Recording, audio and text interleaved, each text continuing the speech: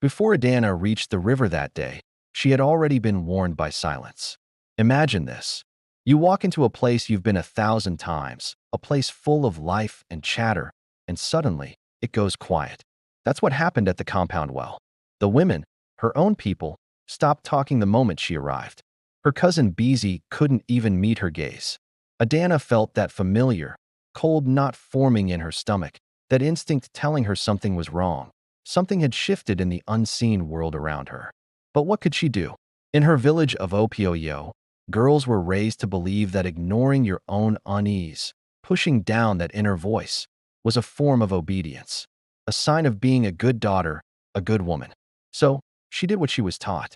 She lifted her heavy clay pot, balanced it on the crown of her head with a grace learned over a lifetime, and started down the path to the river.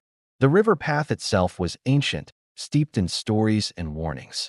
The elders whispered tales about it, stories of women who had walked it centuries ago, women whose names were now lost to time, remembered only as cautionary tales, women who had loved wrongly, or too loudly, or without the proper permission.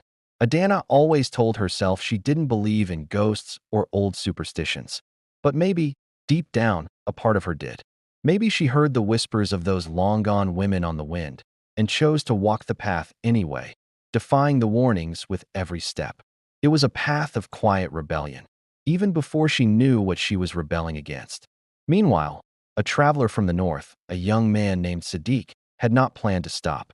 His goal was simple: keep moving, leave this place behind before the sun dipped below the horizon.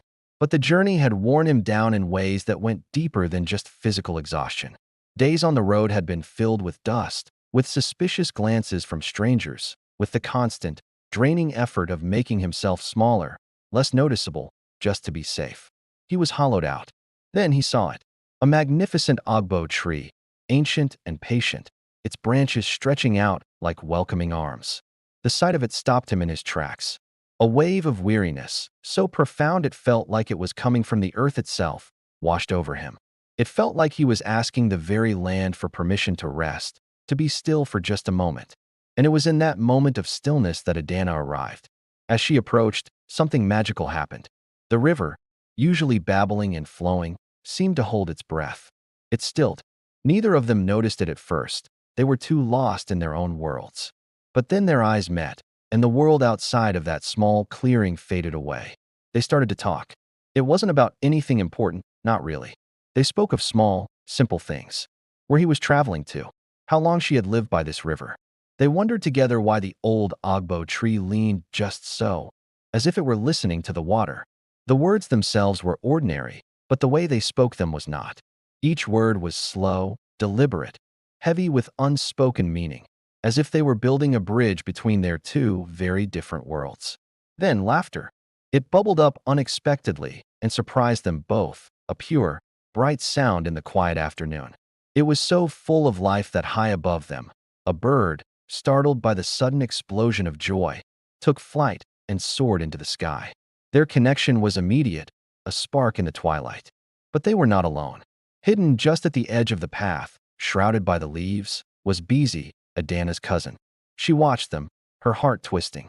You see, jealousy isn't always a loud, raging fire. Sometimes it's quiet.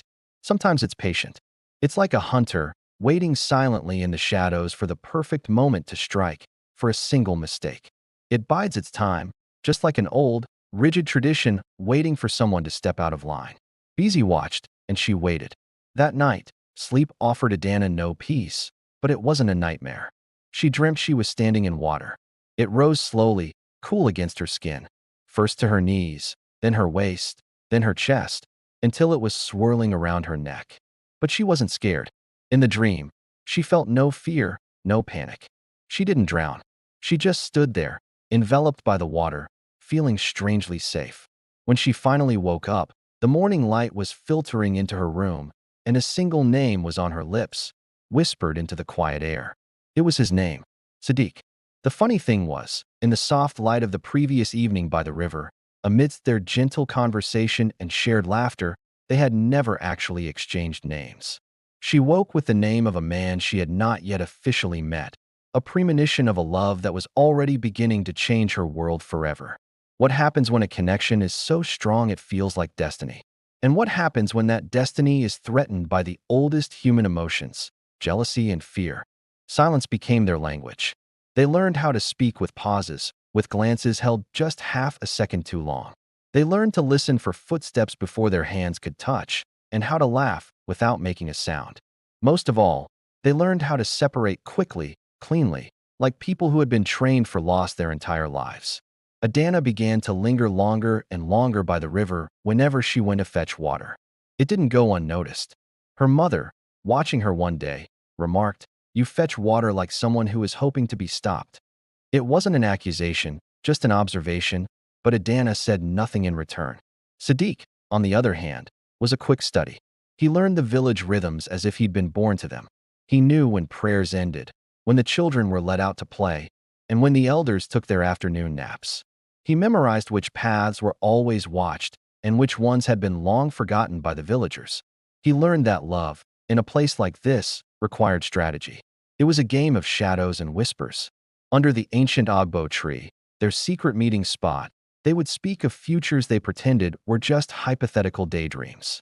"If we lived somewhere else," Adana said once, tracing patterns in the soft dirt with her finger, "do you think we would still be this afraid?" Sadiq answered with a brutal honesty that was both comforting and terrifying. "No," he said softly, "but we might be less careful. And right now, care is the only thing keeping us alive." They had no idea how prophetic those words would be. But the river, it heard everything.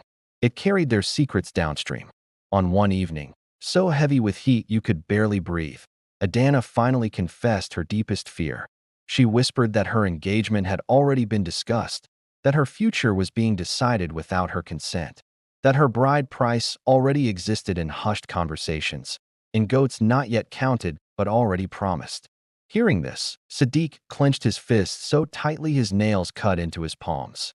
"Just say the word," he said, his voice low and urgent. "We leave. Tonight." But Adana shook her head, a single tear tracing a path through the dust on her cheek. "Leaving isn't the same as being free," she told him. Her words hung in the air between them, heavy and true. That night, unable to sleep, Sadiq wrote a letter. It was a letter of farewell, of explanation, but he didn't intend to leave it behind just yet. He folded it carefully, hiding it deep within his bag, convinced that there would be more time. More time to decide, more time to plan. But there is always less time than lovers believe. From her own mat that night, Adana watched the moonlight stretch across the wall of her hut, sharp and thin like the blade of a knife. She wondered, and not for the first time, whether loving Sadiq was an act of bravery or an act of disobedience. In a village like Opioyo, the two were rarely separated.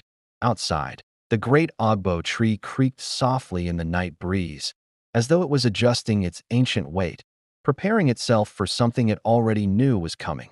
The wind whispered through its leaves, carrying a story of love and the inevitable storm it was about to unleash. The next few weeks were a blur of stolen moments and heightened senses. Every shared glance across the market square felt like a shout. Every brief touch of their hands as they passed on a narrow path felt like an earthquake. Their world had shrunk to the space between them, a fragile bubble that they both knew could burst at any moment. Sadiq found work helping one of the older farmers mend his fences, a job that gave him a reason to be on the outskirts of the village, closer to their meeting spots. He learned the names of the constellations, pointing them out to Adana during their moonlit meetings, telling her they were the same stars that would watch over them, no matter where they were. It was his way of building a world for them, a world beyond the confines of Opioyo. Adana, meanwhile, felt the walls closing in. The talk of her marriage grew from whispers to open conversations among the women in her family. A distant cousin she'd never met was praised for his wealth, his land, his herd of cattle. Each word of praise felt like another stone being laid on her own tomb. She tried to push back, to voice her own desires, but her protests were met with gentle smiles and patient dismissal. "A good daughter understands her duty," her mother would say, not with cruelty, but with the firm belief of tradition.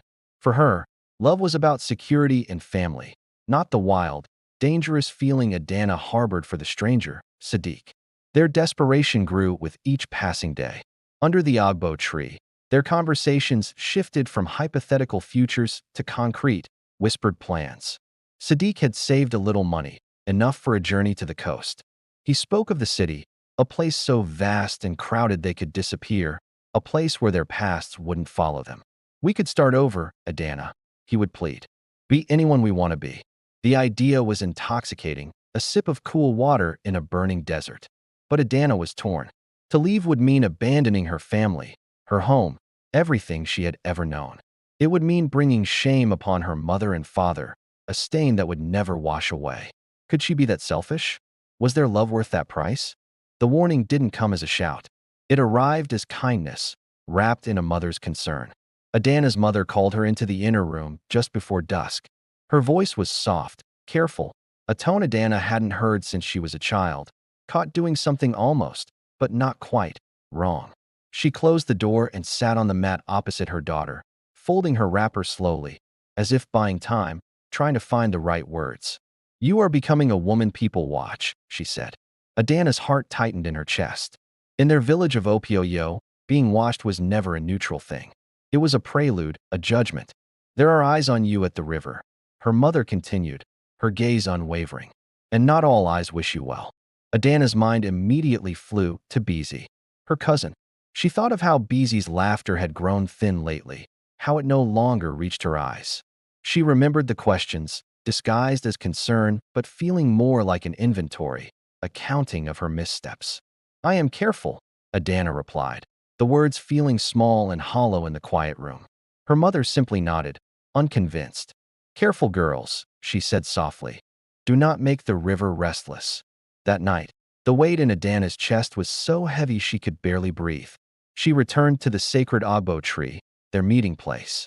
She told Sadiq about the conversation with her mother, choosing her words as if the tree itself might betray them, carrying them on the wind to the wrong ears. Sadiq listened, his face a mask of stillness in the fading light. They know, he said, his voice barely a whisper. Not everything, she replied, trying to convince herself as much as him. But enough. They stood closer than usual, a small act of defiance against the world that was closing in. Above them, the branches of the ancient tree shifted and rustled, though there was no wind. Elsewhere in the village, in a hut filled with the scent of old wood and authority, Beezy sat with the elders. She cried, her tears convincing, her performance flawless. She spoke of concern for her beloved cousin, of strange meetings by the river, of fear for Adana's soul. Betrayal wears its most believable face when it borrows the language of love. The elders listened without interruption, their faces stern and unreadable. By the time Beezy left, their silence had already hardened into a decision. That same night, a shadow fell across Sadiq's doorway. His uncle had arrived, unannounced. He didn't sit down. His posture was rigid, his presence filling the small space with an unspoken urgency. You are being discussed, he said, his voice low and sharp. And not kindly. Sadiq felt a cold dread wash over him. But he had to ask the question already burning in his heart. Because I love her? Because you forgot where you are allowed to belong. And then, something unnatural happened. The river, the very heart of the village, began to swell. It rose high against its banks, churning and dark, even though not a single drop of rain had fallen from the sky. This wasn't anger. It was a warning. Decisions in the village of Opilio weren't something you heard announced from a town crier. No, they seeped into the community, bit by bit. They traveled on whispers carried by the harmattan wind, revealed themselves in sudden, unannounced visits from elders, and were understood in the silent language of goats being counted twice.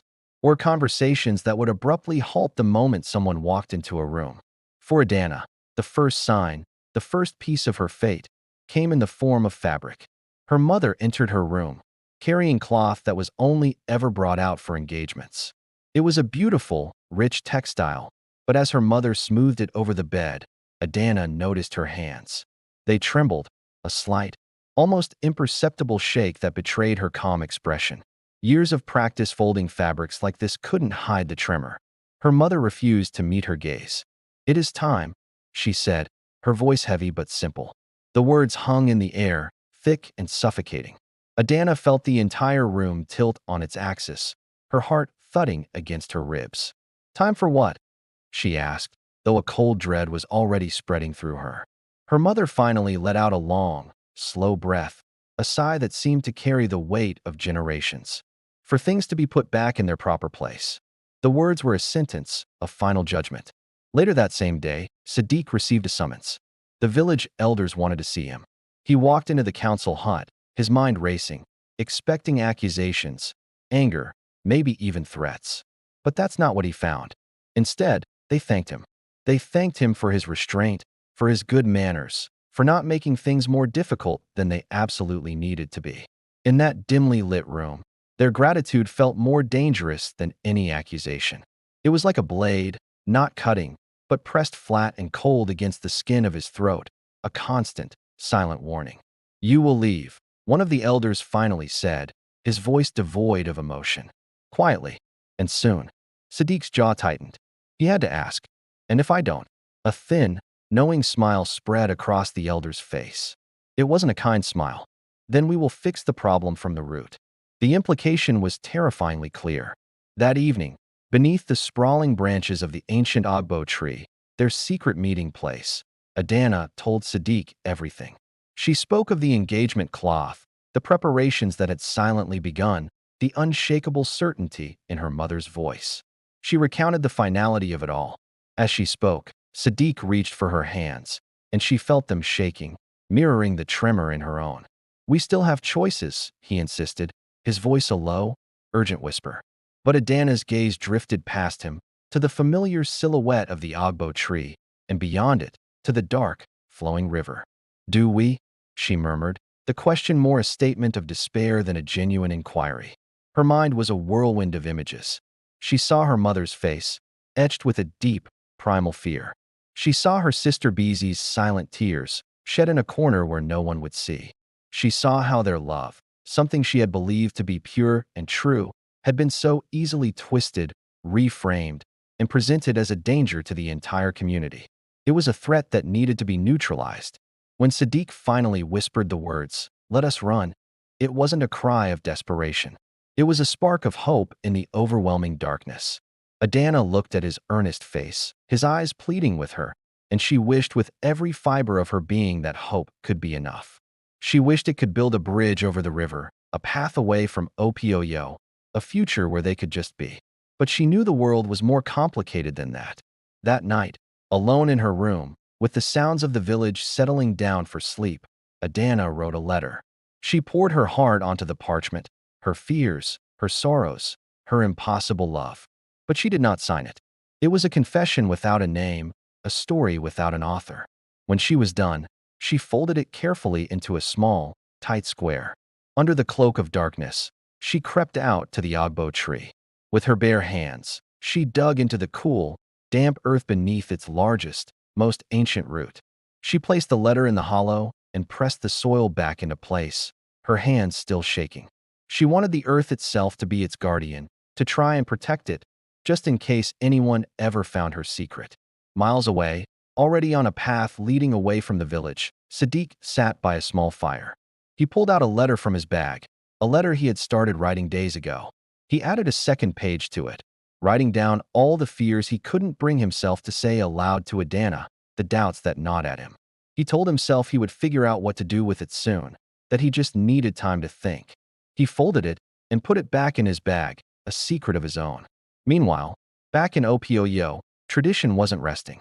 It was sharpening itself, like a knife on a whetstone. Quietly, patiently, waiting for the right moment to make its cut.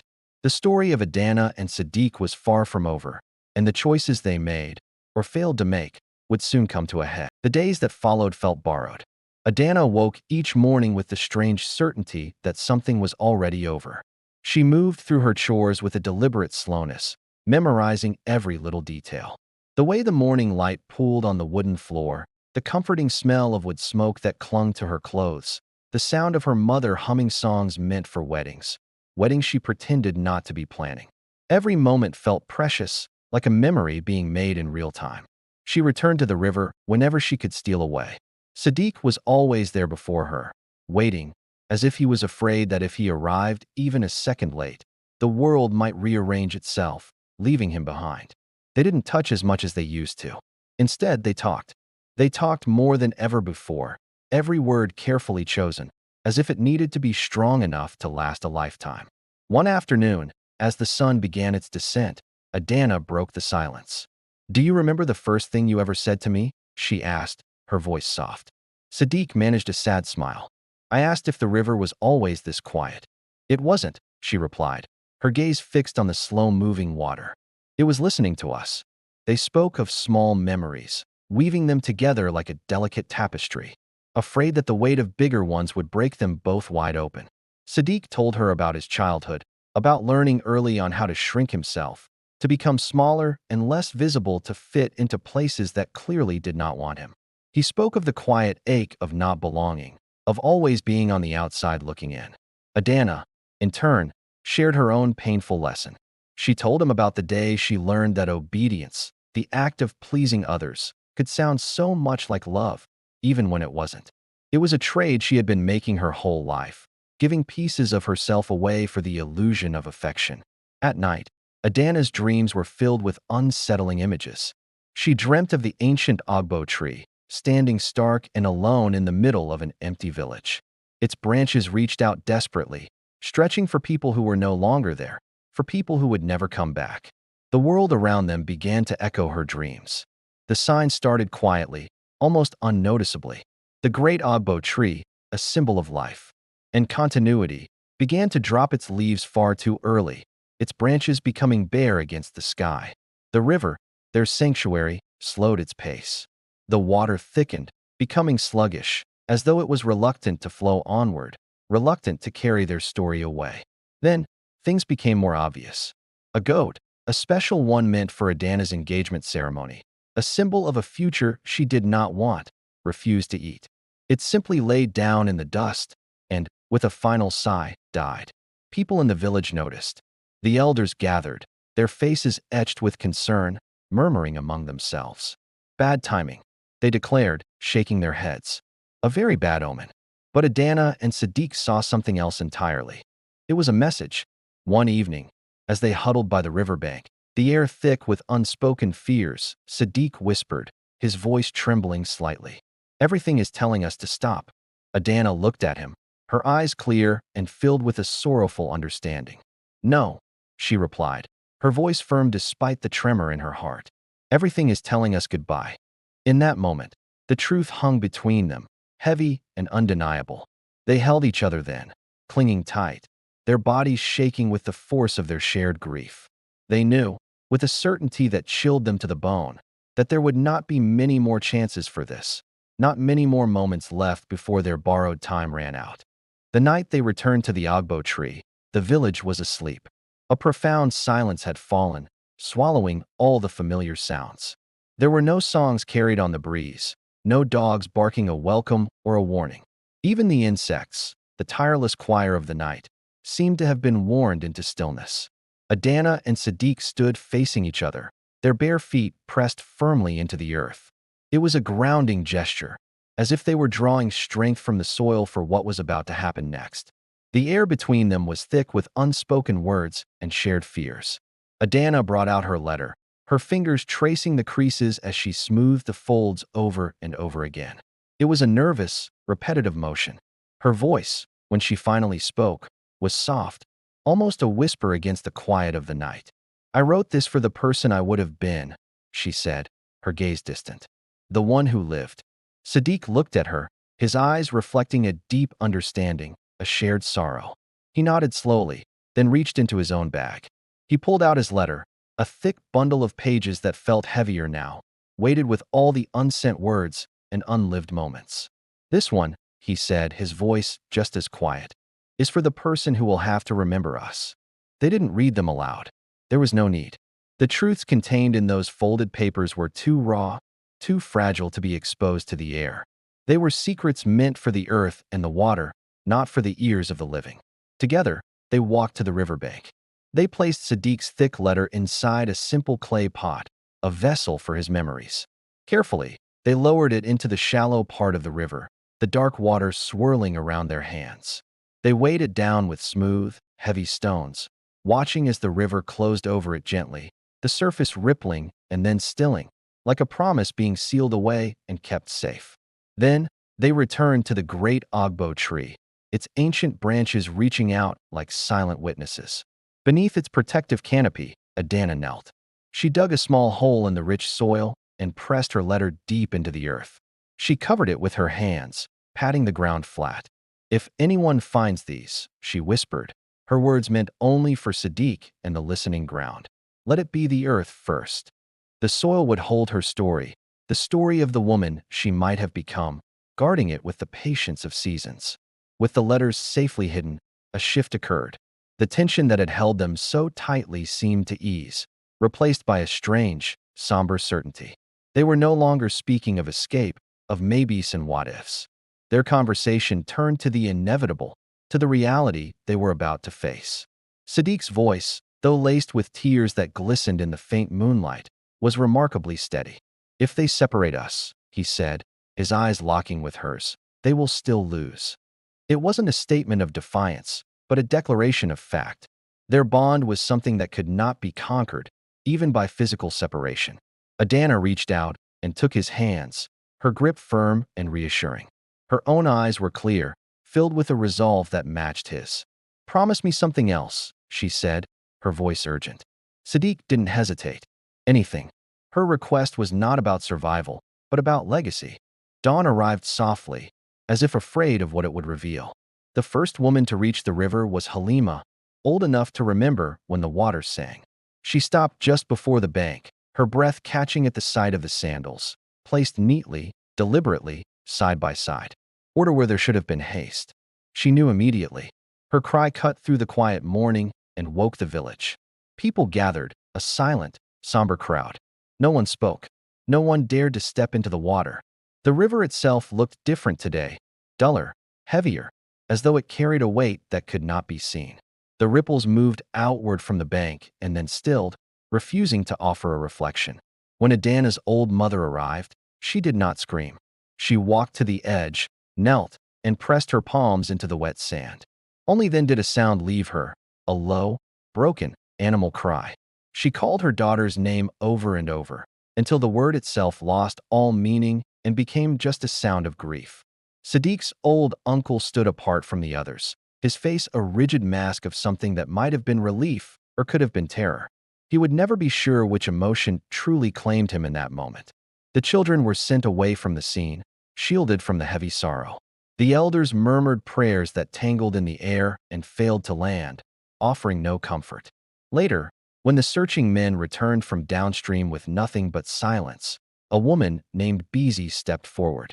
"They loved too hard," she said, tears streaking the dust on her face. The river was jealous. They hung in the air, an explanation that was easier to accept than the truth. That night, a child wandering near the bank found a clay pot, lodged between two stones at the water's edge. He lifted it, curious about the strange weight inside. Beezy saw him from a distance. She walked over, took the pot gently from his hands, thanked him, and carried it home. By the flickering light of her lamp, she opened it and read Sadiq's letter. Every line felt like an accusation, every word a fresh wound. He had written of betrayal, of a trust broken, and his pain was palpable on the page. At dawn, she took the letter behind her hut. She burned it, watching the paper curl and blacken, and then scattered the ashes into the wind, hoping to release the words. But the river did not forgive her. The great ogbo tree, the heart of the village, began to die. It started from the roots, a sickness spreading upward. At first, people dismissed it. It was just a coincidence, they said. Trees aged.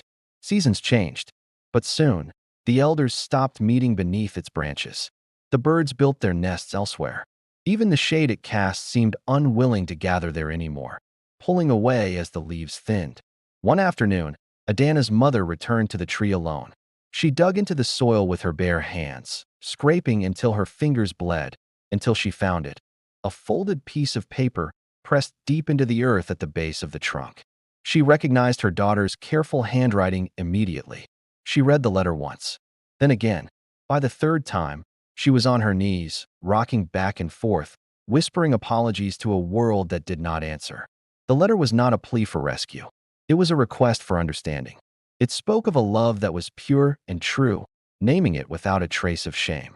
That evening, Adana's mother went to the elders.